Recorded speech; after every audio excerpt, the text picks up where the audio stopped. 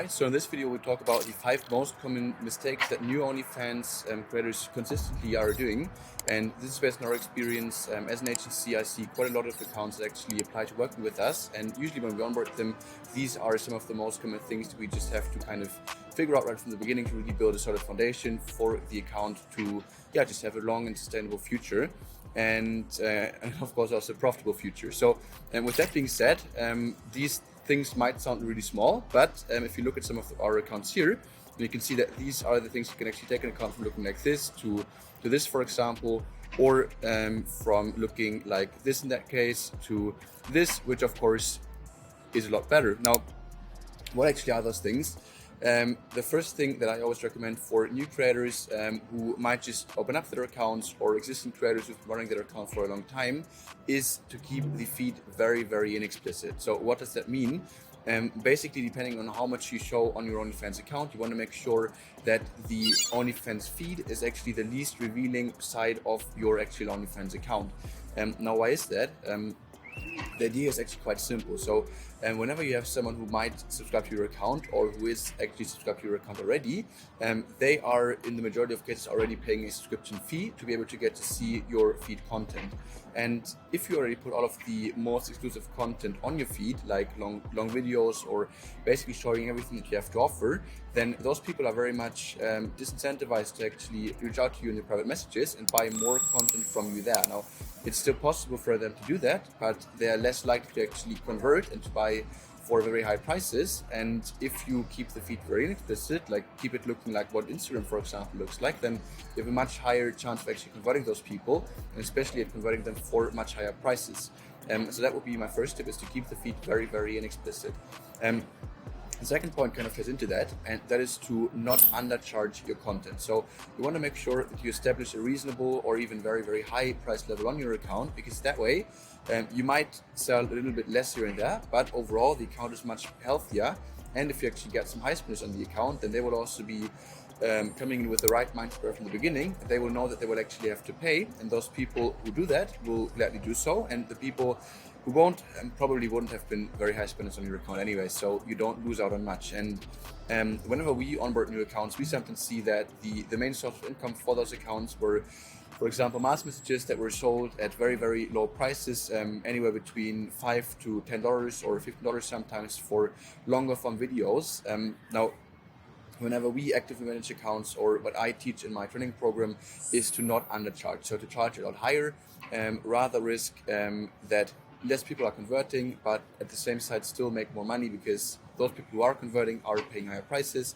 And also when you engage with them in private chats, you can just charge them a lot more than if you are undercharging on a consistent basis, both when it comes to the subscription fee and or actually in that case feed posts or the mass messages. So keep that in mind. Don't undercharge and charge very high prices. That's going to be much more sustainable for the long run. Another thing that we see a lot of creators do is to solely rely on one traffic channel. Now, while it might be tempting to actually do that, for example, if you have a very large Instagram account, or you have a very large Reddit account, Twitter account, TikTok account, could be any one of those platforms. If you only rely on one of those accounts, then you're basically risking that you could lose your only and most important channel for fan acquisition overnight like that. And if that ever happens, you'll have a big issue, because without new fans flowing to your account, it will slowly fade out, it will slowly die, and you will definitely make less money, and it's also going to be a very, very stressful experience. So we always recommend to run multiple accounts across multiple platforms for the purpose of fan acquisition. So for us, as you know, we like to focus on self-work platforms for the fan acquisition, and for that we like to stretch it out between TikTok, Instagram, YouTube Shorts, Facebook, and like all of those platforms work very, very well. And you could even have a dating app that you use for the purpose of fan acquisition on top of that. And in that way you can just repurpose content also across all of those platforms. So it's not even a lot more work for you, and still just be much safer than just relying on one platform. And even per platform, we even recommend to run multiple accounts at the same time, because platforms like TikTok, for example, are notoriously known for banning accounts left and right, and this is also the case for our creators and a lot of creators that I also personally know. So you want to make sure that you have multiple accounts on those platforms, and operate across multiple platforms to begin with. So that's tip number 3. Don't just rely on one traffic channel, but rather use multiple channels. That's also kind of the fourth advice is to really make sure that you have multiple channels, multiple accounts on all of those channels to really, like, as a tip on its own, that would be what I recommend to you, to just make sure that you really have that in place. The other thing that we see a lot of creators doing and that we see a lot of creators missing out on is to actually chat with fans. Now, for us, for our accounts, again, we can have a look at this example here again, where we have a distribution of, in the beginning, you can see the creator was mainly doing everything with subscriptions. That was the largest part of the revenue distribution. And then when we actually came on board, the account made a lot more money, and that's mainly, or also for a large extent, due to the fact that we implemented some messaging strategies and really allowed the account to scale in that way. Same was for this account, where the creator had been making very, very minimal amounts of money before.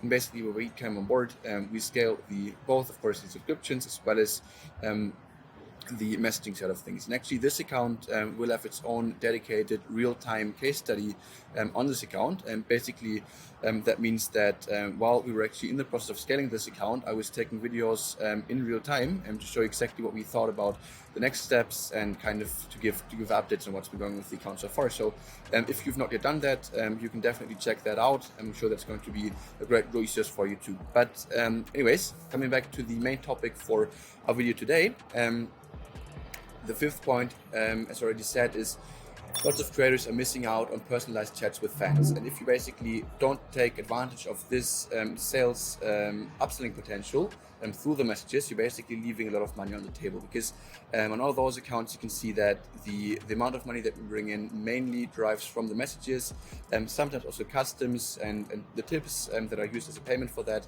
and really account for a lot more money than just the subscription. So it basically comes back to the mindset with which you actually treat your account. And the way that we kind of view accounts is, or the way that I view accounts, is to really think of the subscription as the entry qualification for new fans to the account, for basically allowing fans to qualify themselves to be spenders on the account.